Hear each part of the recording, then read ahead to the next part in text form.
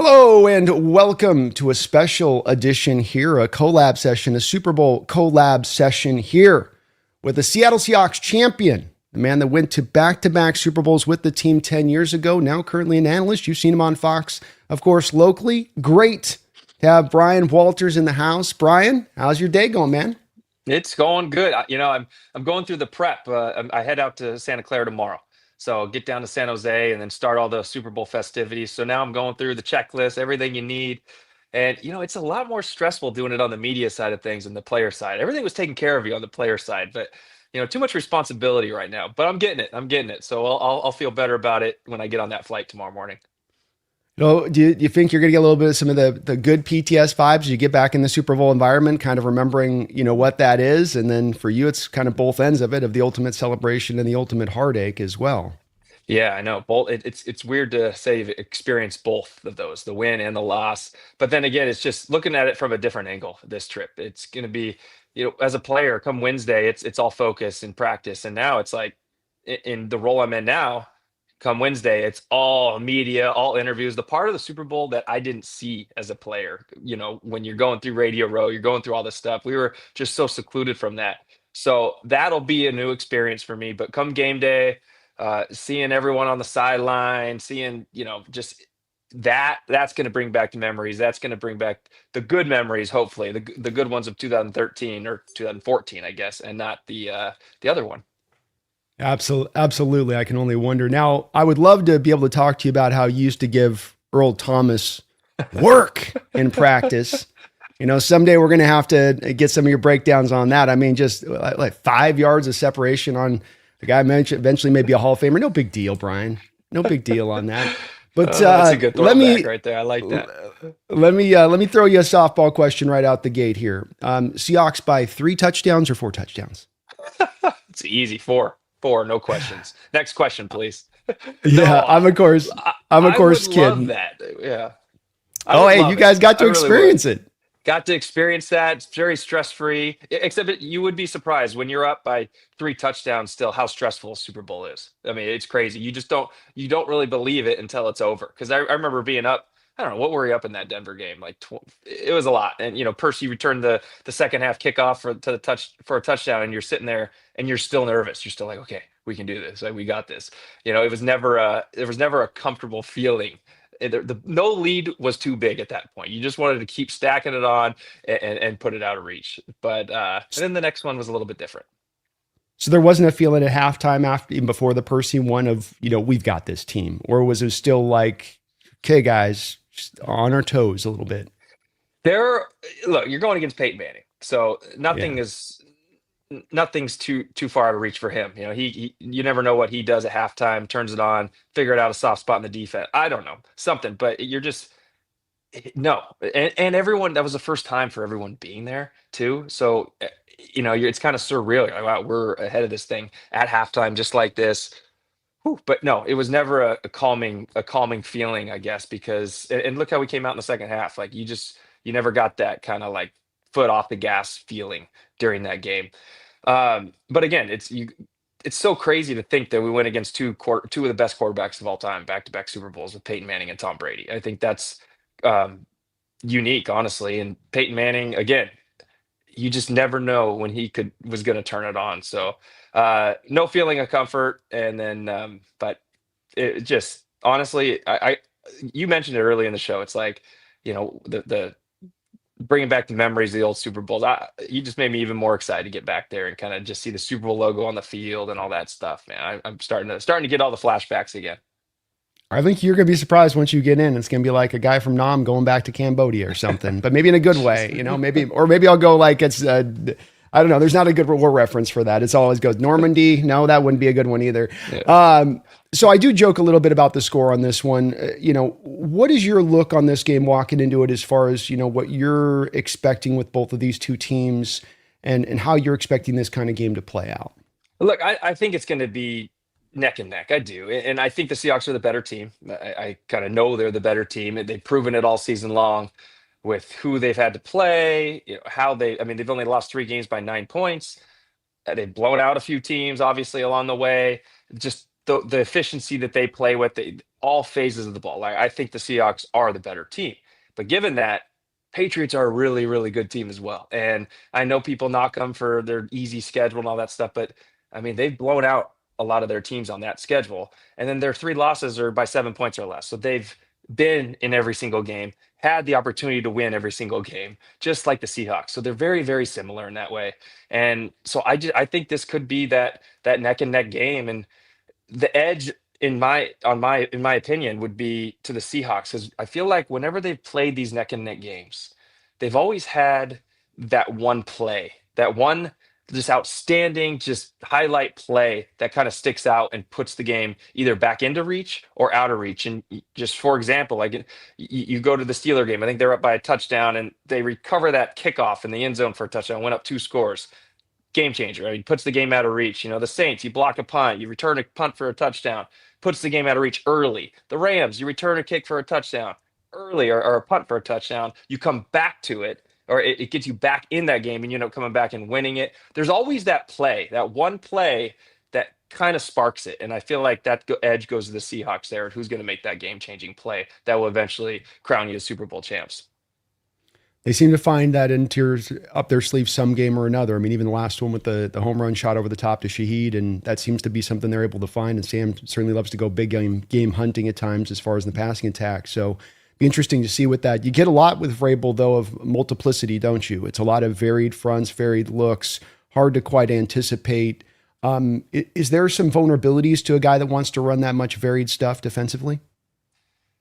There is getting too complex. I mean, you've seen it as far with the Seahawks sometimes. You saw what the Rams have been able to do with it. I think maybe sometimes you overthink how to play defense, overthink your schemes, and trying to cram too much in a week, and guys just haven't really mastered mastered the new schemes and stuff, and teams can take advantage of that. So in that way, yes, I think so. But again, you have 2 weeks to prepare.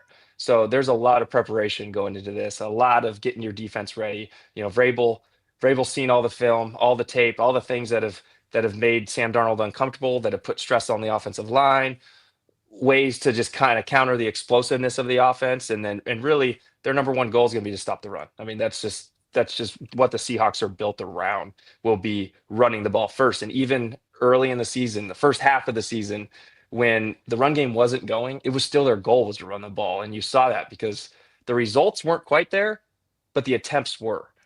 And so we know that the Seahawks are going to stick to their guns, run the ball, play action, and get Sam Darnold on the edge. And he's been one of the best in the league at doing that, at boots, throwing on the run, throwing out of the pocket. I mean, he's made some incredible throws. So, in my opinion, Vrabel's going to kind of scheme up some things to take that out of the way. Maybe keep Sam Darnold in the pocket as much as possible. Maybe take away some of those edges on the outside that allow him to get out there and be free, and even use his legs a little bit. So there'll be a lot of it'll be a chess game. I mean, the two coaches are brilliant defensive minds, and they love the game. They think about defense all the time, and so I'll be interested to see what kind of little tweaks these teams will come out and put in place. Yeah, Vrabel's going to have quite a variety of things and he knows coming into this that they're a little bit, I think, behind the eight ball as far as on paper with this one, which you just, to me, makes me think all the much more that he's going to be ratcheting up some of what he can do from a coaching perspective to help his guys. So you got to kind of be ready for almost everything here. Wanted to ask you a couple. We're going to go all over the place here because there's some receiver-centric stuff I want to ask you too about. And I want to start from just a scheme-based standpoint. The Seattle Seahawks with Kubiak this year embraced the condensed splits. Two tight end looks, and then you condense down the receiver splits. And I haven't understood why this is the case, or why this was the case throughout a lot of the season, why the automatic mode for defenses to counter that is to go press coverage, stack the box, and blitz. It was like to a defense, it wouldn't matter if we're playing a hyper blitz defense or we're playing a low blitz defense. Why was that the auto counter, and why does that seem like the auto counter for this scheme? Because it's almost like Kubiak's going, okay, we know what you're going to do, and now I can anticipate defensively how you're going to react, which I think I would have seen much more variance throughout the course of the season with those kind of looks. You know, I don't know why that would be.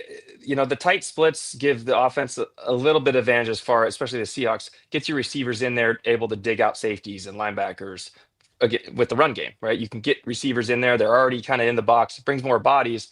And technically with the substitutions, it's not bringing bigger bodies on defense into the box. You're bringing cornerbacks into the box. You're bringing guys like that in there who don't really necessarily want to come in and make a tackle. So I think that's one of the reasons why you see a lot of teams bring in those tighter splits, getting guys inside like that or tighter and not just on the outside. Hey, one on one, go. Um, but as far as the schemes, a lot of times when you're in those tight splits, you're in little kind of stack formations or bunch formations, and that's what that is. And a lot of times the defense, I mean, you have to watch out for the rub routes, the mesh routes, the pick plays, that kind of things when you're in those kind of formations. So one of the ways defenses counter that is you press that point man. You have to press the guy on the ball, and you either press him, and it's a thing called topper, where then you let him go, and you're just pressing the point, and you're taking the second guy, or you're just pressing him and riding man to man all the way. But you're just trying to avoid the pick and mesh routes, because if you get on the same level as a defense, you don't step one guy up there to press, then you're going to start running into each other on defense, and that causes all kinds of problems. So that's a lot of the strategy, I think, when it comes to those tighter splits, and how you handle that is just you got to get on different levels as the defense, or else you're going to just be starting tripping on each other's feet and going all over the place. But it's a fun it's a fun, again, game of chess between the offense and the defense, and the Seahawks love it. Seahawks love to run their play action off of it. They love to, fake a crack down on the edge, and then get a guy to the flat as far as the tight ends are concerned, or do a little under route to the tight end. AJ Barter's caught a few of those so far this year, and it's just a way to mesh that run game with the pass game as well. Do you like it as a receiver from a condensed split? Would give you more of the two-way-ish goes, or is a lot of bodies down there traffic wise to have to deal with press coverage, physical? That's a good question. And the reason being is it depends. It really does. Sometimes I've been in those tight splits, and these are back in 2013 and 14, and you're going against the 49ers, who have like studs, right? You have like Patrick Willis and guys like that. And if they're matching your personnel, then all right, it's a corner on me, great. But if I'm in that condensed split, like 2 or 3 yards from the left tackle, let's say, and I'm tight, and they just pop a linebacker out there like Patrick Willis, and he's up on the line, like, all right, like I'm gonna reroute you, because that's his job. Whatever I got route, he's trying to throw me off my route. If it's like him, I'm not very happy about it. Like, it's like, oh gosh, because he's just so much stronger, so much bigger, long arms. Now I can outquick him, that's for sure, but I'm not going to stay on time with my route. I'm going to be pushed 5 yards left. I'm going to be pushed 5 yards right. And the thing is, he doesn't have to cover you. So he's just there to knock you off and let you go. So it doesn't really matter how you release. So it depends, I should say, who ends up lining up. If you're lined up there and you have a little defensive end, maybe you have a little chip block or something, and he doesn't see you, then it's fun because they don't see you, and you get to just like, go in as give as much shoulder as possible to that defensive end, just give them the shot, and then go off and do your route. And those are fun if they don't see you. But if they see you, if they're in their stance and they kind of peek, they give you that, okay. And they see you, you're like, oh, here we go. And they just come attack you. So there's two ways to look at that. Got to get lateral off the line. Get lateral. Yeah, It's the exactly. cha-cha-cha thing. Well, you've had a chance to watch Jackson Smith-Njigba this year and rise up in the way that he has. What do you make of this season from him? And obviously, he's a great player, I think, from your perspective. But if you could maybe elaborate on kind of just what maybe you feel like is a little bit unique in him, or maybe not something that's as much talked about as a forefront skill with him, with the season that we've seen from him. JSN, going into this season, obviously the Seahawks got rid of DK Metcalf, and that was the big question. Can JSN be that number one receiver? And I remember going to OTAs and training camp too, actually, to start the season. And every time I walked out of practice, I'm going, JSN is making every play, like every play. And so I'm like, okay, this is fun. And you saw last year when DK was hurt, how JSN kind of rose his game a little bit and put up 170 yards, whatever it was. He excelled.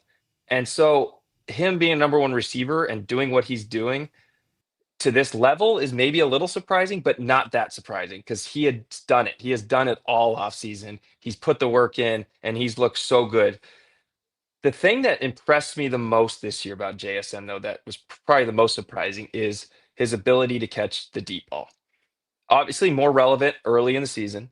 I mean, I felt like every time Sam Darnold threw that ball up, he was making a big play on it, on the deep ball. A lot of those play actions, stepping up and just throwing it. And the best part about it is he's a little receiver. He's not a big receiver. He's not. going up and high pointing the ball and making a huge, he's not mossing defenders. He's just putting his body in the position to kind of seal out the defender and have that ball land perfectly in his arms. I kind of compare it. Let me try this for a second here, to catching a punt. When you catch a punt, you have to position yourself. The best thing you can do is use your feet and position yourself perfectly underneath it. So that ball lands perfectly right in your hands, right in your chest, right there. That's why you want to catch a punt. And that's what JSN does on these deep balls. He kind of sets up the defender, and either if he has to slow himself down a little bit, speed himself up, wiggle his body in between himself and the ball, and he's able to always have that ball land right in his chest. And again, great throws by Sam Darnold, but a lot of times, not a lot of times, some of the time, those throws are set up by a receiver. The deep ball, the quarterback's just saying, go get this, and it's your job to play it, to play how do you want to catch that ball? Like, are you going to go high point it, like I said, or are you going to have it fall in there? And JSN's just done brilliantly at just letting that ball kind of fall right in his hands, right in his chest, and coming up with those big plays. I think he's carrying on too. You'd be able to tell me on this. I always thought Doug Baldwin mastered the push off where you don't extend. And it's kind of like he did back in the Jaguars game back in the day where he keeps it here, the officials don't call it. And then Tyler carried it on. And I kind of wonder if Tyler is also showing him a little bit of that technique, because I've seen him do the same thing where they can somehow, they just know that little point where you keep it like the 1-inch Bruce Lee punch, because it gets out here, you get flagged. But right here, like those deep balls come in, you can kind of keep the guy at bay a little bit like he did in the, to your point, in the Jacksonville game. And I think referees are really good at noticing when there's like a battle, when the DB is grabbing at that arm and then the receiver's trying to keep him off and not calling that. I think that's a good thing that the refs have done this season, is let the guys just kind of battle with their hands and their arms. A lot of times those DBs want to grab that hand. And then so you got to be kind of active with that offhand and get that DB off you. But yes, that's an art to disguising your, we'll call it offensive pass interference. You got to disguise it, make it look natural, I guess would be the word.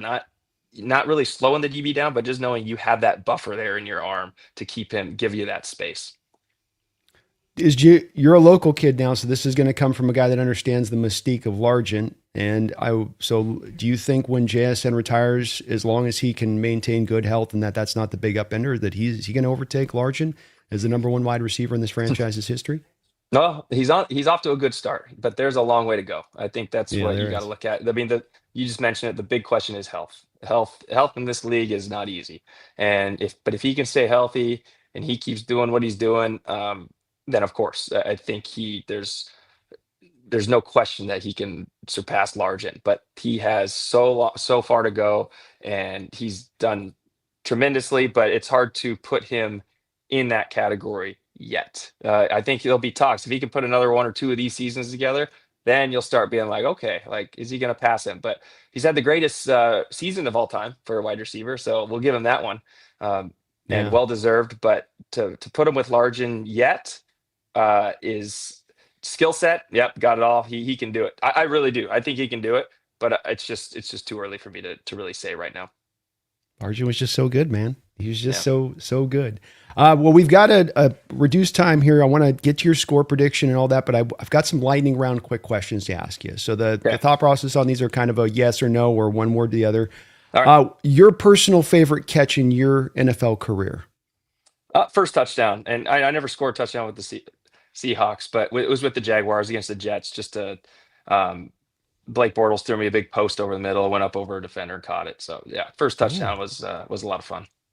You mossed on the first touchdown. Mossed him. Yeah, we might have been losing by a few, but it's all right. That don't matter. You got yours. You know what I mean? You get one or the other. Doug Baldwin's release package or Golden Tate's yak ability.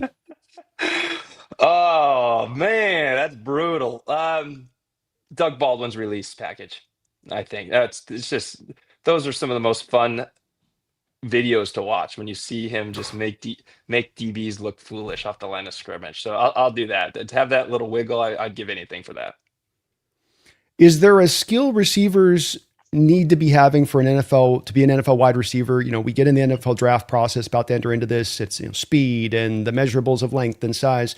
Is there a skill that you think needs to be given a little bit more of a view with people when they're scouting these receivers coming out of college that's not given a lot of acclaim? No, I think route running. I think route running is everything as a wide receiver. You could be fast, you could be quick, you could be tall, whatever it is. But if you can't disguise your routes, you can't make every route look the same. DBs know what you're running. You can't do anything. DBs are too good. So you got to have good route running and good being QB friendly. I think is a very, very underrated um, skill in route running. And when I say that, I mean, let's say you're running a 10-yard in route or a 20-yard dig or dagger, however what you want to call it, like not fading upfield, not giving that DB a chance to undercut and almost working back to the quarterback as you're going across the field. I think that is one of the most lost arts in route running that you'll see. And you see it all the time. It turns into tip passes, it turns into interceptions. And then the good receivers, JSN's one of the best at this. Like you watch him, and he's always quarterback friendly to Sam Darnold when he runs those over the middle routes. He is indeed, and probably safe to say if you have a guy running like three routes of the route tree in college, that probably that's a college coach protecting him for a reason. To your point, Just routes maybe. are probably not going to Yeah. come along once he gets to the NFL if he's Yeah. been running three in Yeah. college. Are option routes becoming more of a thing in this modern NFL from where they were 10 years ago?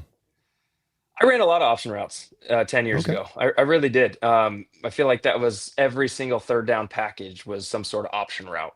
And out of what we talked about, tight formation, out of a stack, out of something, that second receiver just delaying off the line, going, hey, you make the read, break out, break in, sit there in the zone, whatever you want to do. And just make sure you make it and you make it decisive because that's the quarterback has to see you make that move quick. So, I think they've always kind of been a thing. I mean, look at the Patriots. Look at Welker back then. I mean, Welker used to just make a living on the option routes. So I don't see anything crazy as far as the uptick in option routes now. I think it's always been a big thing, and it's really difficult to defend. Pick plays at the goal line. Yay or nay? What say you? Yay, I do like them, but coaches got to you got to be an actor. That's the thing. The refs have been calling it a lot, calling offensive pass interference a lot. So got to be an actor. Got to just get to your route. If you don't necessarily miss the or hit the guy, which you're not technically supposed to, you're supposed to get in his way. Just do it and make it look like you're running a route because then the refs can't call it. And that's not, that's how it's designed to go. And quarterback should never audible into a pick play at the line of scrimmage, right? At the goal line. You'd never want to see that. Is this a Just reference?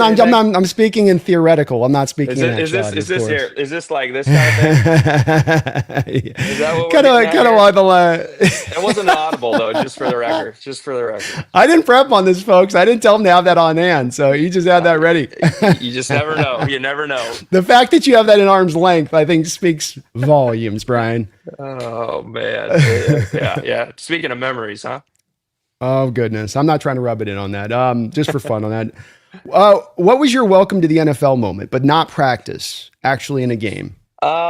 Not practice. Okay, game. I got a good practice one. I'm not gonna lie to you. Like You can very practice good if one. it's a good one. Yeah, let me know. I, Let me know. I mean, to me, it was good. First, I'm in San Diego, and this is literally our first day in pads. First day in training camp. Here we go. And we get through warmups, we get through special teams, and it's like my very first rep. So I'm in the slot, and hey, Walters go in. I'm in the slot, and I run a 10-yard in, and this is back in 2010, right? So you can still hit in practice. And I push up 10, turn, catch the ball, and just get popped right under the chin. Very first. This is the first rep I ever had in live, like a live situation in practice. Caught the ball, just for the record. I want to throw that out there. But Hooray. I get up, and it's just red blood everywhere. Oh, And just split my entire chin open, went in, got like 4 stitches in my chin. And that was my first rep. That was like, hey, so at that point, I thought every time I'm going to get hit in the NFL, I'm going to start bleeding. I'm going to need stitches. who hit you? So it was a safety. It was, what was his first name? But his last name was Spielman. Oh, He actually okay. ended up playing for the 49ers for a bit after that, but he was on the Chargers and just came up, gave me a pop and blood gushing everywhere. Um, that was it. But then my game moment, welcome to the NFL, isn't as embarrassing. This is more of like a pat on the back, like I can do this kind of thing. And that was in San Diego again, playing against the Seahawks preseason game. Uh, Took a kickoff to the house against the Seahawks. Ooh, And that was let's fun go. because all those guys ended up being my teammates like the next year. Or 2 years later. So you had Doug Baldwin covering the kick, Richard Sherman covering the kick, Ricardo Lockett covering the kick. And in that video, they're all behind me and I'm just running, And so every time there's the argument, hey, who's faster? Who's faster? I just turn on the tape. I just turned it on and said, hey, look at this. Where were you guys on this? So that was a fun little moment for me. Oh, that's awesome. I might try to put that up on the short for my channel if I can find the clip of it too with you talking on that, because I want There to we get a go. couple of those. Perfect. Yep. Well, let's kind of wind down this on this. If you can give me for this upcoming game, give me a score prediction for this game, and then give me the confidence you have in that score prediction. The score prediction, I'm supposed to hold this for our pregame show. I'm not supposed to Ooh, come out with a okay. score prediction. So I'm not going to give you exact score, but I'm going to give you Seahawks by. Hmm, I'm going back and I think I'm going to go Hawks by 3. Okay. I Okay. am, So not quite get the I'm not, line, but right there. and I'm going to say it's going to be a lower scoring game. I can definitely see it. If I'm from the Patriots Yeah. angle, I'm just trying to run the hell out of the ball and control the clock in this kind of game, if I possibly can. Even though they like to throw it a lot. I was surprised by how much they, for a second year quarterback, love to chuck the rock. Yep. Well, where can people find you, Bryan, on the socials? BWalt19. That's where mostly on Instagram. I should tweet more, but it's all BWalt19. I'm same way. On all of them, I think it's all BWalt19, honestly. So, but Instagram is the one I'm most active on, and they all kind of just funnel to everything else. So, that would be where to find me, and I'll be down in San Fran all week, starting tomorrow, Radio Row, doing all the shows, and then getting kind of prepped for the game Saturday and ready to do a few shows Sunday. So it's going to be a fun little ride. Well, folks, please do drop a follow if you can for Bryan. I would love to have a nice, expansive conversation in the offseason if you guys get a chance here, because I haven't even begun to delve into things I'd love to ask you or talk to you about, Bryan. I thank you for popping on the show today. If I can, really quick, just to shout out to the sponsor of the show, which is going to be Sleeper. Use Sleeper today, and they'll match you up to 100% of your first deposit up to $100 when you use my code NEST. That's NEST, and they'll match you up to $100. Best sports app running the game. You think you know football? Put that knowledge to the test this Super Bowl. Go win yourself some money. Using that code, terms and conditions do apply. Please see Sleeper's site for details. Bryan, I really want to thank you again for coming on in here today and rocking in here with me on this. Hopefully we go get this win, and I know it would not only satisfy all of us Seahawks as far as getting this victory, what's been a storybook season, but it's also got to be a little bit of then maybe hopeful closure for you folks, you guys that were right there at the ground floor, essentially, in one of the toughest moments for any team to have to deal with in NFL history as far as losses go. Yeah, no, looking forward to it. I think they'll get it done. And most importantly, I'm looking forward to another parade. That was wild the last time. I'm Seattle going was chaotic. myself. Yeah, Okay, I'm going perfect. if I'm there. I'm going to be there. So are you planning on going? I think so. I hope so. All right. Check it Well, out and good. see what it's all about. And it won't be as cold this time. The last one was freezing. I think it was 15 degrees the last one. So It won't be that. let's hope we get to experience another one. I'm looking forward to it, man. I hope it is. And it's been an amazing season. I really would love to have you come back on this offseason, not only just talk about this year, to just kind of probe your mind in the depths on this one a little bit. But thank you, man, for coming on today. Folks, do give Bryan a follow. And, man, Bryan, let's go get this win, man. Let's get the Super Bowl win. Let's put the demons, Thanks for having me. slay the demons. Thank you, man. You have a good one. Appreciate you guys All right, we'll see watching. Go Hawks.